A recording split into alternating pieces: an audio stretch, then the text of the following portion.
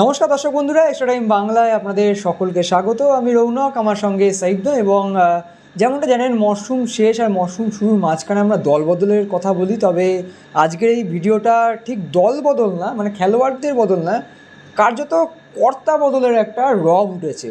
চারিদিকে বিভিন্ন রকম কথা শোনা যাচ্ছে। আদতে কি হবে আপনারা আশা করি এতক্ষণে বুঝে গেছেন, আর এদিক ওদিক কথা ঘোরাবো না। সেটা হচ্ছে মোহামেডান স্পোর্টিং ক্লাব। সেই ক্লাবের ভবিষ্যৎ কী, কর্তা বদল হবে কি না এই ট্রান্সফার মার্কেটে, সেটা একটা বড় প্রশ্নচিহ্ন সম্মুখীন এই সাদা কালো ব্রিগেড। আমি সরাসরি সাইফদার কাছে জানতে চাইবো, সাইফদা, মানে এরকম একটা ডামাডোল পরিস্থিতি, একটা অন্ধকারময় একটা যুগ যুগ বলবো না, একটা সময় চলছে, সেই জায়গায় দাঁড়িয়ে লেটেস্ট আপডেটটা কী রয়েছে, কি হতে পারে? কারণ সমর্থকরা প্রত্যেক দিন জানতে চাইছেন যে কি হবে তাদের প্রিয় ক্লাবের। সমর্থকরা জানতে চাই যে কথাটা যতটা সত্যি, তার থেকে বড় কথা হচ্ছে সমর্থকরা এই গোটা বিষয়টার একটা কেন্দ্রে পৌঁছে গেছে। ঠিক বাংলাদেশে কিছুদিন আগে জুলাই বিপ্লব যেমন হয়েছিল মানুষের জন্য, বা যেভাবে চীন বিপ্লব হয়েছে মানুষের জন্য, যেভাবে নভেম্বর বিপ্লব হয়েছে সোভিয়েত ইউনিয়নে, ইতিহাস হয়ে গেছে মানুষ আর কি। সেখানে কেউ কেউ নেতৃত্ব থাকেন, রবার্ট বুশের মতো, হয়তো কোনো পাথরের গুহায় লুকিয়ে থেকে 7 বার চেষ্টা করে তারপর ফিরে আসে। সেই নামটা কি ওয়াসিম আকরাম? বা কেউ কেউ থাকেন এক একটা পরিবর্তনের কেন্দ্রে, এক একজন থাকেন, বারবার পরিবর্তন থাকেন, অথচ তিনি থাকেন কিং মেকার। এবারে সেই কিং মেকার এবারেও কি সেই বেলাল আহমেদ খান? প্রতিটা আমার প্রশ্ন, আমার কাছে কোনোটা ক্লিয়ার না। বাট খবর যেটা শোনা যাচ্ছে সেটা হচ্ছে মোহামেডান স্পোর্টিংয়ে তুমি ট্রান্সফার বললে তো একটা ক্লাব তো একটা ক্লাবে যাবে। এখন এটা ট্রান্সফার ঠিক কি কতটুকু, আমার কাছে ট্রান্সফার নয়, তবে বদল। দল বদল নয়, শুধু বদল। এবং এই বদলটা মোহামেডান স্পোর্টিংয়ে এইভাবেই হয়েছে আর কি, ডামাডোলের মধ্যে থেকেই হয়েছে। মোহনবাগানেও 90 সালে যখন ধীরেন্দে থেকে টুটু বসু জামানা আসে, সেটাও ডামাডোলের মধ্যে থেকে হয়। এই ডামাডোল পশ্চিমবাংলার ইম্পর্টেন্ট ক্লাবগুলো ভারতের, তাদের কাছে নতুন না। মোহামেডান স্পোর্টিংয়ে এই গোটা ঘটনাটি সমর্থকদের একটা বড় অংশ, সম্মিলিত শক্তি। সেখানে তারা খুব গুরুত্বপূর্ণ ভূমিকা নিয়েছে। ক্লাব তাঁবু ঘেরাও করা থেকে শুরু করে, তালাচাবি পড়া থেকে শুরু করে, আমাদের খবরও গেছে। এবং তারা যে সমস্ত বক্তব্য রেখেছে, ক্লাবের দীর্ঘদিন ধরে ক্লাবে মেম্বারশিপ নেওয়া হয় না, মেম্বারদেরকে সঠিক ভোট পদ্ধতির মধ্যে আসা হয় না, যে কমিটি হয় ঘন ঘন সেটা সিলেকশনের কমিটি হয়, ইত্যাদি ইত্যাদি বিষয়। এবং তার থেকে বড় কথা, ব্যর্থতার দায়ভারটা কি? যতক্ষণ পর্যন্ত বাংকার হিল ছিল, তার উপরেই সেটাই কিন্তু মোহামেডান স্পোর্টিংয়ের গত 20 বছর বা 25 বছরের সাফল্য। তার মাঝখানে কিন্তু তথাকথিত কোনো সাফল্য নেই। কারণ বাংকার হিল আসার পর, এবং বাংকার হিল আসার অন্যতম হাত যার ছিল, সে কিন্তু প্রাক্তন সচিব ওয়াসিম আকরাম। বাংকার হিল চলে যাওয়ার পরে আবার দল যে তিমিরে সে তিমিরে।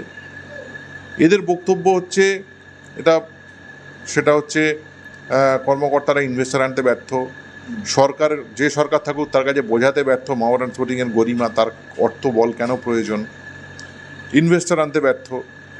এবং বিরুদ্ধ শিবির যারা রয়েছে তাদের বক্তব্য হচ্ছে এরা থাকলে ইনভেস্টার আসবে না, কেননা নিজেদের আর্টস তারা বোঝাতে পারছে না।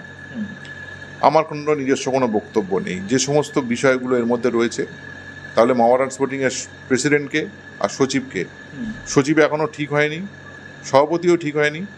তবে সভাপতি হতে পারেন তিনি হুমায়ুন কবির, মুর্শিদাবাদের। তিনি খুব প্রভাবশালী নেতা। বর্তমানে তিনি নিজস্ব একটা রাজনৈতিক দল রয়েছে, জেইউপি, জনতা উন্নয়ন পার্টি।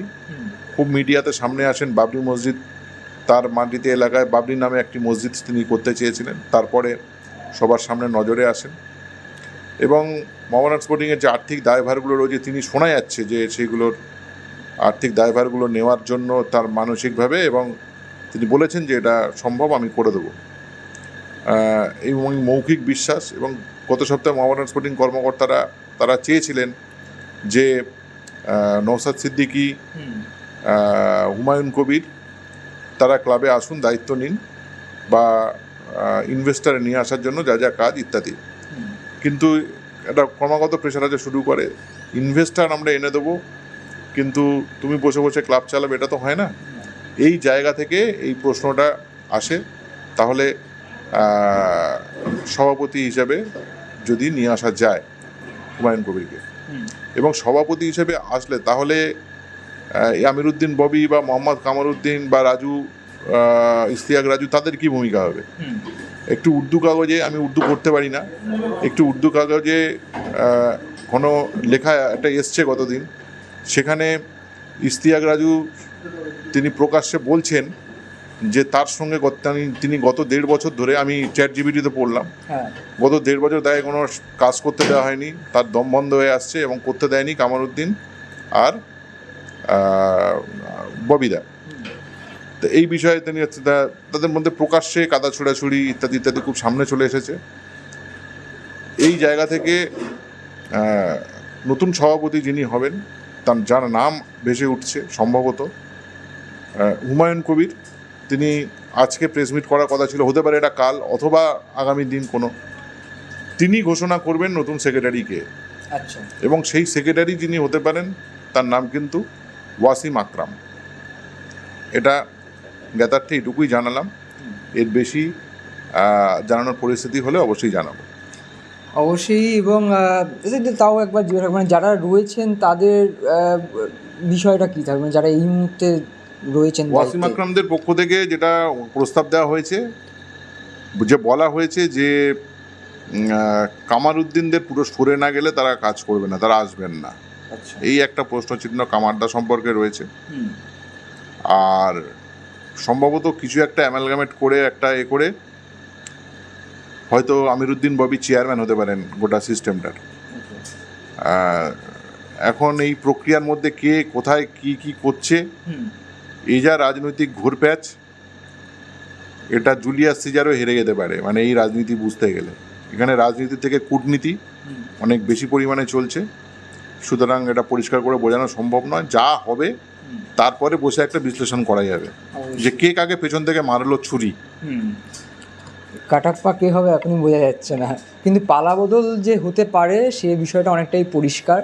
এবং যাবতীয় যে আপডেট ছিল এই মুহূর্তে দাঁড়িয়ে আপনাদের জানালাম। আপনারা যারা মোহামেডান সমর্থকেরা রয়েছেন, দেখছেন এই ভিডিওটি শেষ পর্যন্ত, অবশ্যই ভিডিওটি লাইক করবেন, শেয়ার করবেন আপনার বন্ধুদের সঙ্গে যারা মোহামেডান সাপোর্টাররা রয়েছেন তাদের যাতে জানতে পারেন। এবং অবশ্যই এখনও যদি এক্সট্রা টাইম বাংলাকে আপনারা সাবস্ক্রাইব না করে থাকেন, ফলো না করে থাকেন, সবার আগে সাবস্ক্রাইব করে ফলো করে আমাদের পাশে থাকুন এবং এভাবেই আমাদের সঙ্গে থাকবেন। অসংখ্য ধন্যবাদ, নমস্কার। Extra time.